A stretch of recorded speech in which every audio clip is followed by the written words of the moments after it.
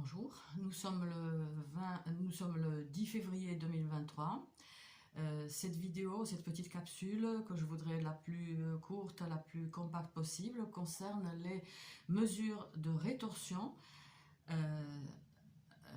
faites à Régis ANN, qui a été interné de force le 21 mars 2023. Il m'a fait parvenir deux petits bouts de papier, enfin donc deux fichiers. J'en montre un sur cette vidéo que j'ai faite, qui est un peu longue, que j'ai faite samedi sur le sujet.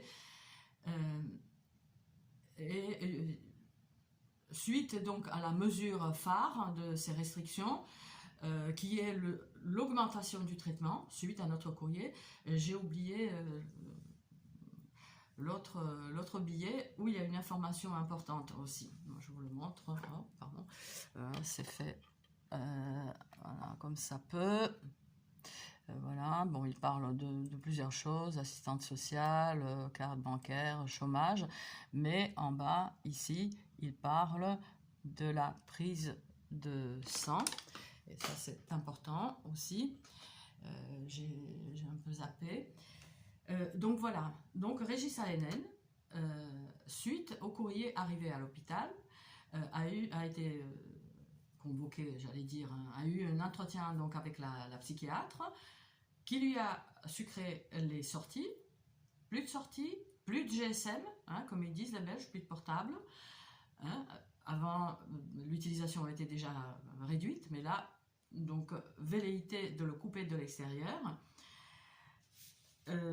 Et surtout, donc, le traitement augmenté. Le traitement augmenté parce qu'il y a eu un courrier que le service qui est en charge Régis ANN, individu cible, victime d'une criminalité en bande organisée, n'appréciait pas.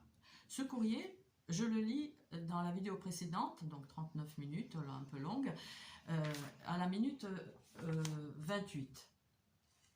Voilà, à la minute 28. Dans cette vidéo aussi, vous avez tout de suite au début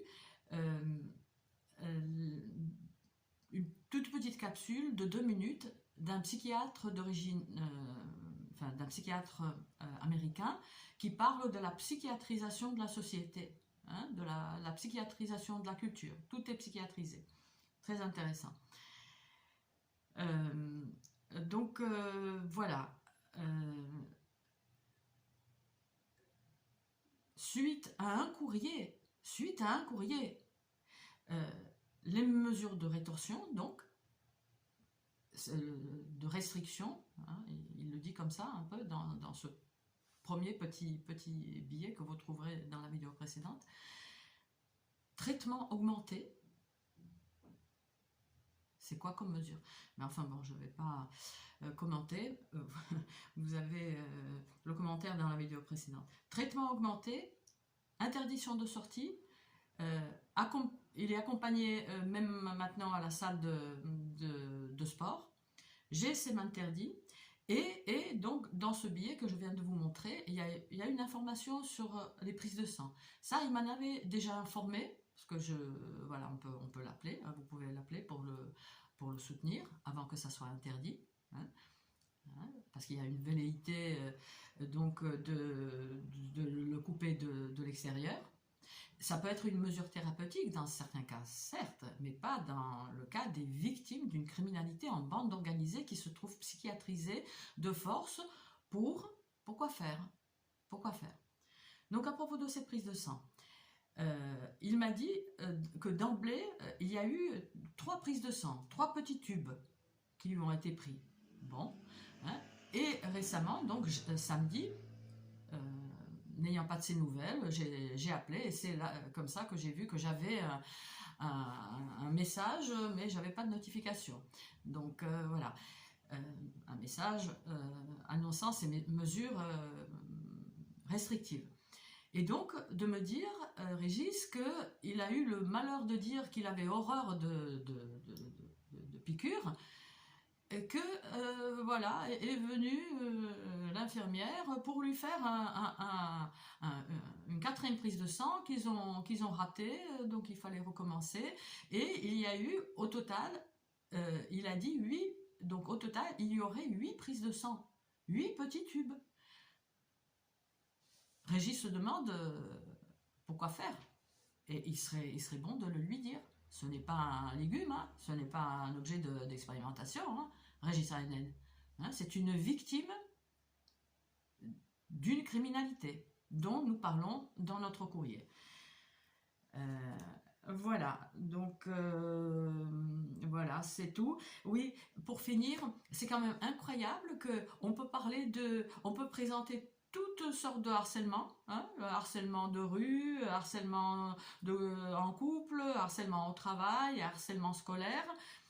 Peut-être pas dans cet ordre-là, parce que je crois que c'est encore le harcèlement scolaire qui est ou le harcèlement au travail, qui sont les plus répandus.